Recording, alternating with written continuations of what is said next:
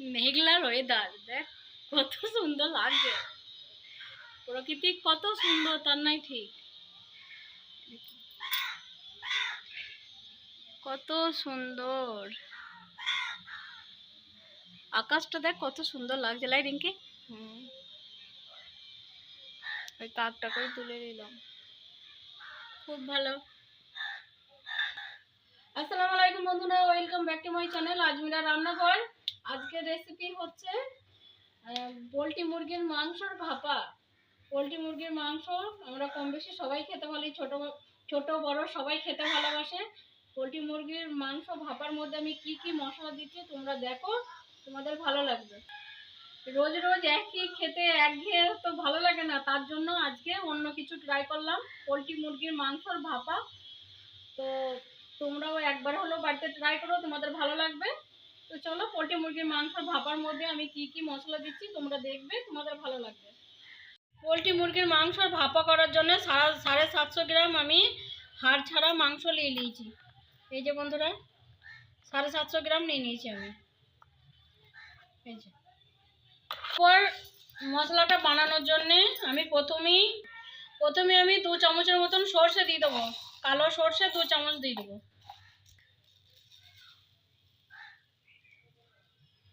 সাদা সর্ষে দেবো 2 চামচের মতন।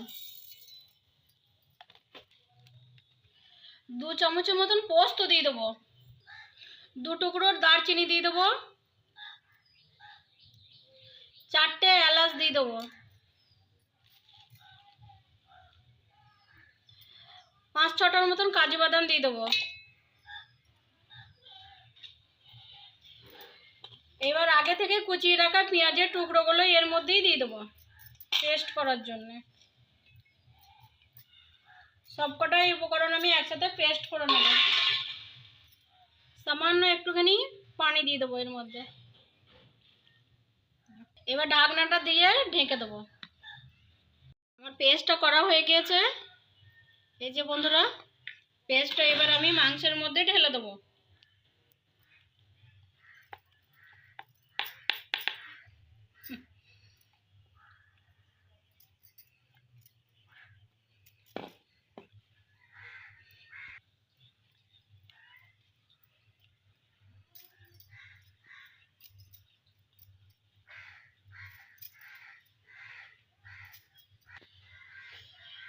এক চামচের মতন আমি ভিনেগার দিয়ে দেবো।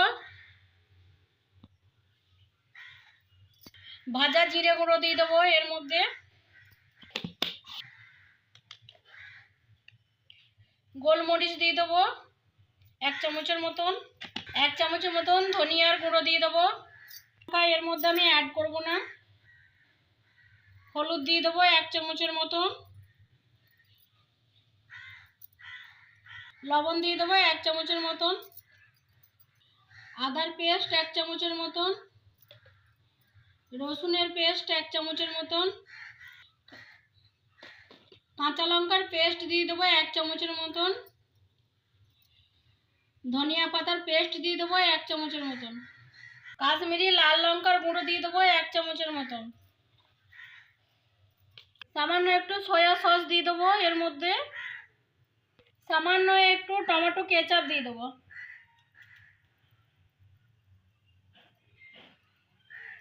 তবে লাস্টে সরিষার তেল দিয়ে দেবো পরিমাণ মতো। এবার ম্যারিনেট করে নেব। উপকরণ একসাথে আমি মেখে নেব।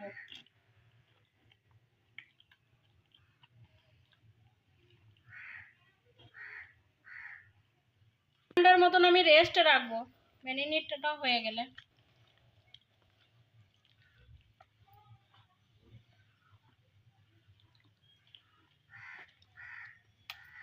দারুণ লাগছে নাই কালারটা।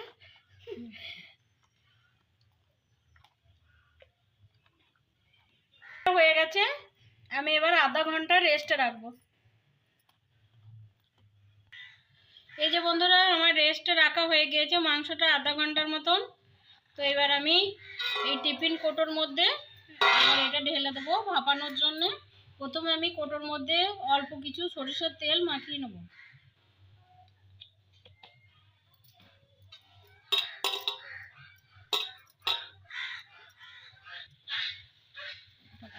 এবার আমি মাংসটা এর মধ্যে ঢেলে দেবো। বিসমিল্লাহ।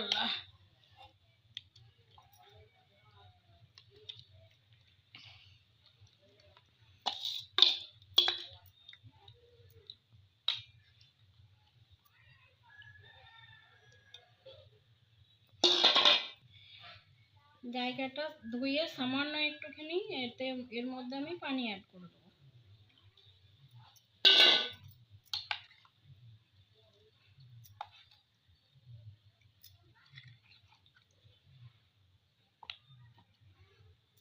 এবার কিছু কাঁচা লঙ্কা এর মধ্যে আমি অ্যাড করব।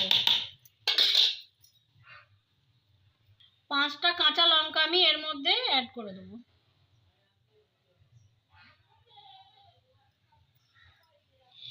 এক টুকরো দারচিনি আমি এর মধ্যে দিয়ে দেবো।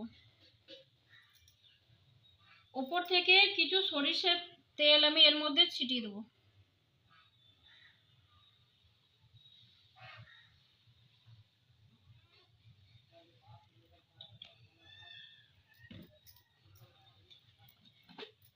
এক চামচের মতন গাওয়া ঘি দিয়ে দেবো আমি এর মধ্যে।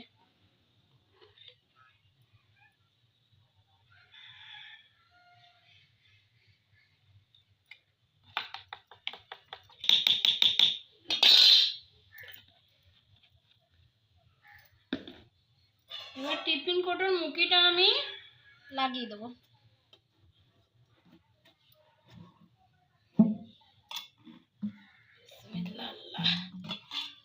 বন্ধুরা, আমি টিফিন কোটোর মুখিটা আমি এটা দিয়েছি খুব সুন্দর করে। এবার আমি এটাকে ভাপাতে দেবো।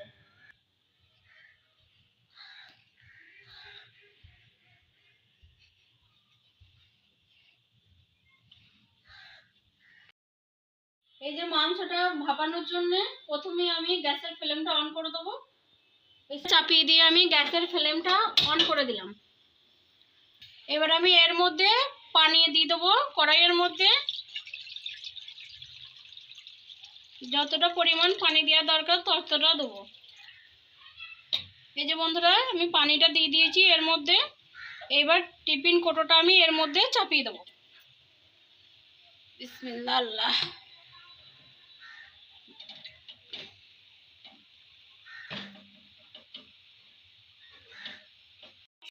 এটা একবার ঢেকে দিলাম সুন্দর করে। এটা চাপিয়ে দিয়েছি যাতে ঢাকনাটা ঠিকঠাক বসে, তার জন্যে। আঁচের ফ্লেমটা আমি একটু হালকা করে দেবো। গ্যাসের ফ্লেমটা একটু হালকা করে দিয়ে আমি হালকা ফ্লেমে আমি রান্না করব।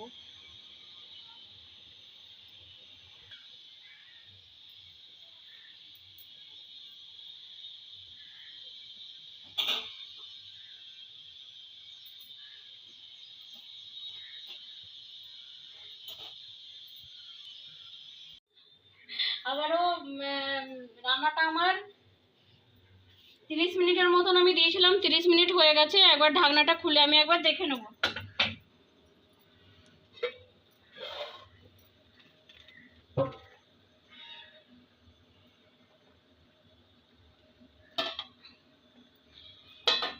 আমার রান্নাটা 50% হয়ে এসেছে। হাই টু লো ফ্লেমে আমি আবারও আধা ঘন্টার মতন 30 মিনিটের মতন আমি আবার রেখে দিলাম। 30 মিনিট পরে আবার ঢাকনটা খুলে আমি একবার দেখব। আমার 40 মিনিট হয়ে গেছে। গ্যাসের ফ্লেমটা বন্ধ করে আমার রান্নাটা এবার আমি একবার দেখে নেব খুলে। ওয়াও, খুলতে হবে। এই যে বন্ধুরা, আমার আধা ঘন্টা রেস্টের মধ্যে রেখেছিলাম। এইবার একবার খুলে দেখে নেব আমার রান্নাটা কেমন হয়েছে। ওয়াও, সুন্দর কালার এসছে, নাই? দারুণ হয়েছে। সুন্দর হয়েছে, নাই? এই যে বন্ধুরা, তোমরা দেখো কত সুন্দর কালারটা এসেছে।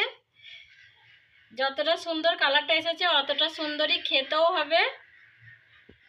আসসালামু আলাইকুম বন্ধুরা, আমার মুরগির মাংসর ভাপার যদি রেসিপি ভালো লাগে লাইক কমেন্ট শেয়ার সাবস্ক্রাইব করবে। একবার হলেও তোমরা বাড়িতে ট্রাই করবে, তোমাদের ভালো লাগবে। ছোট বড় সবাই খেতে পারবে। আসসালামু আলাইকুম ওয়া রাহমাতুল্লাহি ওয়া বারাকাতুহু।